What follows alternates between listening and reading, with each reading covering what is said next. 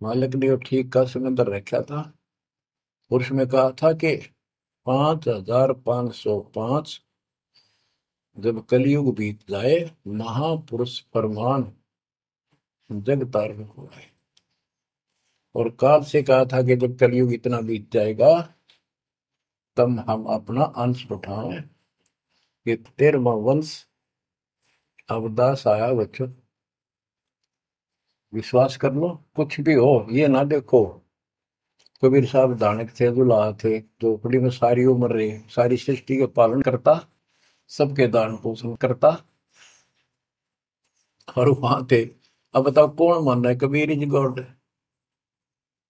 हमारे ना मानने से क्या उनकी कोई महिमा में फर्क पड़ गया? हमारी बुद्धि कमजोर की, ना मानने ना मानो।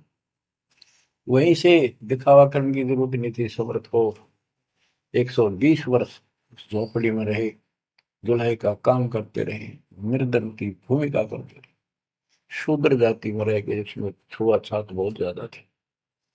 इसलिए हमारी बुद्धि काम नहीं कर रही थी कि यो भगवान हो सकता है। हाँ, सिद्धि जरूर है, हमारे को सुख बहुत हो रहे, इसलिए चिपक रही थी।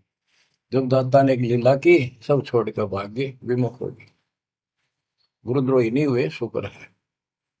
वहीं से 120 वर्ष रहकर परमात्मा मगध से, मगर शहर से, नगर से हजारों लोगों के बीच में, दो राजाओं की उपस्थिति में, सेना की उपस्थिति में, भक्तों की, पंडितों की भीड़ लगी थी।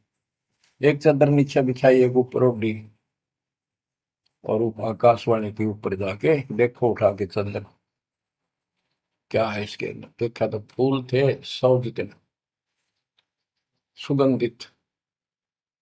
जब देखा ऊपर में परमात्मा ऊपर जा रहे हैं, तो बच्चों वो उस दिन भी भगवान थे, आज भी है, आगे भी ही है। लोग कहते थे, भगत कहते थे कि हमारे गुरु जी ने ये कर दिया, भगवान है। कहते थे भगवान, लेकिन दिल में जगह नहीं थी। दूसरे जगत के लोग कह देते थे शायद भगवान है, ये तो शूद्र है, अनपढ़ है, वेद ग्रंथ भी ना जानता, वेद के शास्त्रों के बारे में कुछ ज्ञान नहीं इसको, ऐसा ही भगवान है, इसी निर्धनता में क्यों टाइम पास कर रहे हैं? अपना महल एक सेकंड में बना सकता, भगवान तो धन भर दे। अब संसार तो यही बोलेगा। भगत ने उसकी बातों पर कभी जाना नहीं चाहिए, क्योंकि उसको ज्ञान होता है। इसी प्रकार आज कोई भी कुछ कहे आपको, आप कहते हो ये लग रहा है, हो रहा है, गुरु जी हमारे ऐसे हैं ऐसे। इन चीजों को फर्क नहीं पड़ता, अगर समय का इंतजार करो। अभी तो गेम जारी है, हार जीत तो पाछो होगी। आप विश्वास रखो। और ये विश्वास का एक और आपके लिए पॉइंट है, कहाँ से क्या हो रहा है। हो सकता है ये ज्यादा समय नहीं रहा करे, क्योंकि ये अनहोनी है, कभी भूतो ना भोजती, भयान होगा ऐसा हो ही नहीं सकता। लेकिन दास आपके साथ रहेगा। पहले भी था, 8 साल कोई बात नहीं हुई। बताओ किसी को कोई कमी रही है तो किसी बात। ये तो इसलिए कि आपको फिर प्रेरित करना था, कि आपका दिल ना टूट जाए।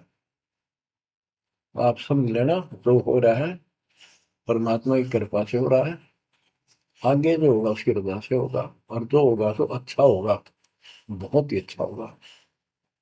दास को अपने साथ समझना, विश्वास रखना,